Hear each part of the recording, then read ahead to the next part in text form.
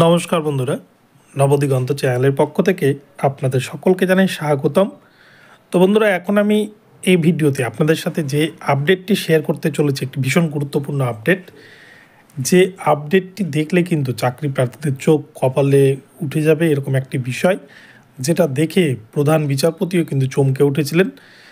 তো school service কমিশনের যে 26,000 চাকরি বাতিল মামলা, এই চাকরি বাতিল মামলায় কোন কোন পদ্ধতিতে এসএসসি দুর্নীতি করেছে তার সমস্ত রিপোর্ট কিন্তু আমাদের হাতে এসেছে। সেই রিপোর্ট দেখলে আপনার কিন্তু চোখ কপালে উঠে যাবে। তো সেটা আপনাদেরকে দেখাবো প্রমাণসহ।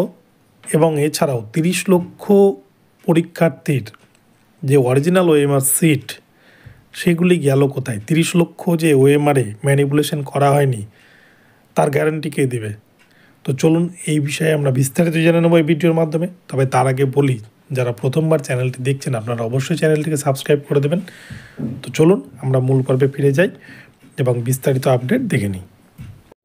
তো বন্ধুরা, প্রথমে যে বিষয় নিয়ে আলোচনা করব, আপনারা জানেন 26,000-এর প্যানেল, তার মধ্যে কিন্তু পরীক্ষার্থী ছিল প্রায় 30 লাখ, কিন্তু ধরে নেওয়া যায় 23 লাখ থেকে কিন্তু 30 লাখ পরীক্ষার্থী ছিল, যেটার সঠিক ডেটা কিন্তু পাওয়া যায়নি। তবে আনুমানিক ধরে নেওয়া যায় যে প্রায় 30 লক্ষ পরীক্ষার্থী ছিল। তো সেই 30 লক্ষ পরীক্ষার্থীর অরিজিনাল ওএমআর সিট নষ্ট করে ফেলেছে পশ্চিমবঙ্গ স্কুল সার্ভিস কমিশন। সমস্ত দুর্নীতিকে ঢাকা দেওয়ার জন্য, দুর্নীতিকে লোপাট করার জন্য তারা কিন্তু সমস্ত প্রমাণকে নষ্ট করে ফেলেছে।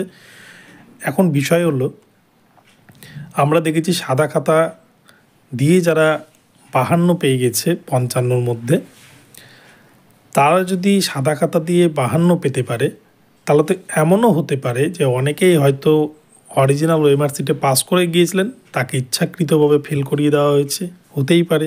সিবিআই রিপোর্টেও কিন্তু এরকম তথ্য এর আগে আমরা কলকাতা হাইকোর্টের ক্ষেত্রে দেখতে পেয়েছি। তো সেই জায়গার সেই গ্যারান্টিটা কে দেবে? তো 30 লক্ষ ওএমআর যতক্ষণ না স্কুল সার্ভিস কমিশন সামনে নিয়ে আসতে পারছেন, ততক্ষণ পর্যন্ত কিন্তু কোনোভাবেই এই দুর্নীতিকে কিন্তু মানা যাবে না। কেননা এখানে প্রত্যেকটা চাকরি প্রার্থী যতজন পরীক্ষা দিয়েছে, কেউ গ্রুপ সি দিয়েছে, কেউ গ্রুপ ডি দিয়েছে, কেউ 9-10 দিয়েছে, কেউ 11-12 দিয়েছে, প্রত্যেকের কিন্তু ওএমআর বর্তমানে একটা যে ক্রিটিক্যাল সিচুয়েশন এসে দাঁড়িয়েছে, যেখানে সিবিআই রিপোর্ট, তার সাথে সাথে সাথে কলকাতা হাইকোর্টের বিচারপতিদের পর্যবেক্ষণ, যেখানে 17 রকমের দুর্নীতির কথা পরিষ্কারভাবে উল্লেখ করা হয়েছে। তো সেক্ষেত্রে কিন্তু এমনও অনেক তথ্য রয়েছে যেখানে গ্রুপ সি গ্রুপ ডি এর ক্ষেত্রে দেখা গিয়েছে অনেক পরীক্ষার্থীকে কিন্তু পাশ করলেও তাদেরকে ফেল করিয়ে দেওয়া হয়েছিল। এটা আমরা সিবিআই রিপোর্ট দেখেছি এর আগে। তো সেক্ষেত্রে স্কুল সার্ভিস কমিশন পুরো প্যানেল বাঁচতে এখনও পর্যন্ত তারা কিন্তু অরিজিনাল ওএমআর হদিশ দিচ্ছে না। আর পঙ্কজ বানসালের বাড়ি থেকে কয়েকটা হার্ড ডিস্কে যে ওএমআর উদ্ধার হয়েছে, সামান্য কিছু ওএমআর উদ্ধার হয়েছে, সেখানেই কিন্তু প্রায় 4,500 দুর্নীতিগ্রস্ত অযোগ্য শিক্ষক শিক্ষিকার নামের তালিকা বের করেছে সিবিআই, যারা সাদা খাতা দিয়ে চাকরি পেয়েছে, যেগুলো ওয়েবসাইটে আমরা দেখেছি এর আগে স্কুল সার্ভিস কমিশন আপলোড করেছিল। তো এটা কিন্তু একটা ভ্যালিড পয়েন্ট, যেখানে যতজন পরীক্ষার্থী ছিল তাদের অরিজিনাল ওএমআর সিট দেখাতে পারছেন না পর্ষদ, তাহলে কিসের আবার ভ্যালিড? এই জায়গায় কিন্তু একটা বড় প্রশ্ন চিহ্ন হয়ে দাঁড়াতে চলেছে আগামী 7 তারিখে শুনানিতে। তো এই বিষয়টা আমি আপনাদেরকে আগাম জানিয়ে রাখলাম। এবারে দেখব আমরা যে কি কি পদ্ধতিতে এসএসসি দুর্নীতি করেছে। তো দেখুন বন্ধুরা, দেখতে পাচ্ছেন কোর্টের নজরে 17 রকমের বেনিয়ম। 1 নম্বরে বলছে 4টি category, group C, group D, 9-10, 11-12। এখানে শূন্য পদের থেকেও বেশি নিয়োগ, অর্থাৎ এক্সিট ভ্যাকান্সিতে কিন্তু নিয়োগ করা হয়েছে। যা শূন্য পদ ছিল তার থেকে বেশি ভ্যাকান্সিতে নিয়োগ হয়েছে। 2 নম্বর বলছে প্যানেলের মেয়াদ উত্তীর্ণ হওয়ার পরেও নিয়োগপত্র, অর্থাৎ প্যানেল এক্সপায়ার্ড হয়ে গেলেও সেখান থেকে নিয়োগ দিয়েছে।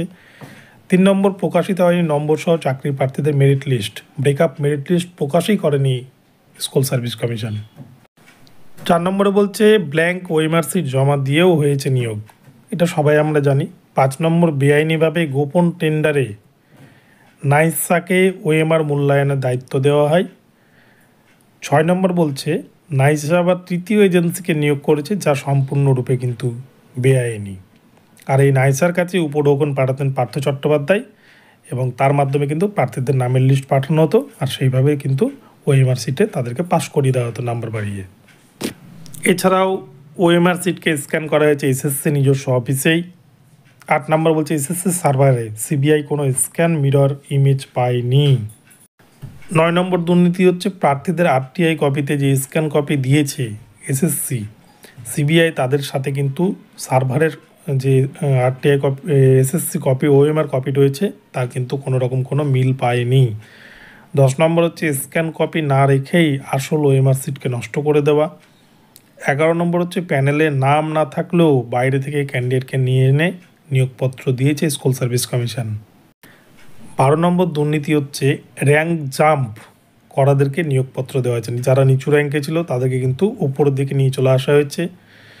এবার বলছে 13 নম্বরে নিচু র্যাঙ্কে থাকাদেরও নিয়োগ দেওয়া হয়েছে।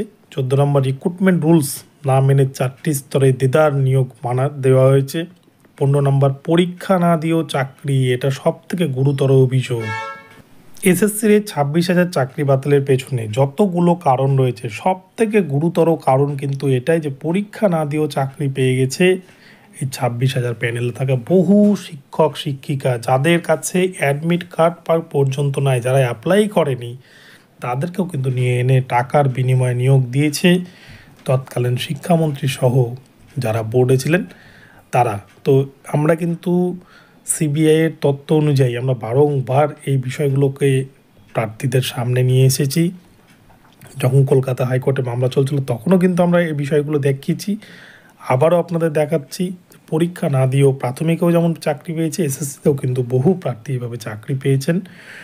তো 16 নম্বরের যে দুর্নীতি সেটা বলছে অবৈধ নিয়োগ প্রাপ্তদের জন্য সুপার নিউমেরারি পোস্ট তৈরি। আর এই সুপার নিউমেরারি পোস্ট নিয়েই কিন্তু আজকে সুপ্রিম কোর্টে জল গড়িয়েছে এবং 26,000-এর মধ্যে যোগ্য শিক্ষকদেরও আজকে তাদের ভবিষ্যৎ নিয়ে উঠছে প্রশ্ন। এই সুপার নিউমেরারি পোস্ট কিন্তু কোনো রাজ্য সরকার ক্ষমতা বলে তৈরি করতে পারে না, তার জন্য কোর্টের পারমিশন নিতে হয়।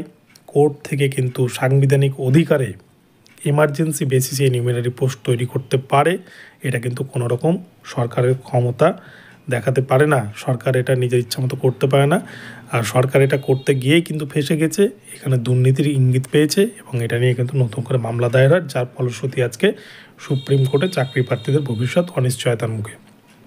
17 নম্বর দুর্নীতি হচ্ছে বেআইনি নিয়োগের মোট সুবিধাভোগী কত, এখনও সেটা সঠিক তথ্য দেয়নি এসএসসি, সেটা অধরা। রাজ্য এসএসসি পর্ষদের বক্তব্য এক্ষেত্রে অবাস্তব মনে হয়েছে কোর্টের, তাই পুরো প্যানেলটাই কিন্তু আজকে বাতিলের পথে। এই 17 রকমের দুর্নীতি প্রকাশ্যে এসেছে। তো বন্ধুরা, পুরো বিষয়টি আপনাদের সামনে তুলে ধরলাম। ভিডিওটি ভালো লাগলে অবশ্যই চ্যানেলটিকে সাবস্ক্রাইব করে দেবেন। দেখা হচ্ছে পরবর্তী ভিডিওতে। ধন্যবাদ।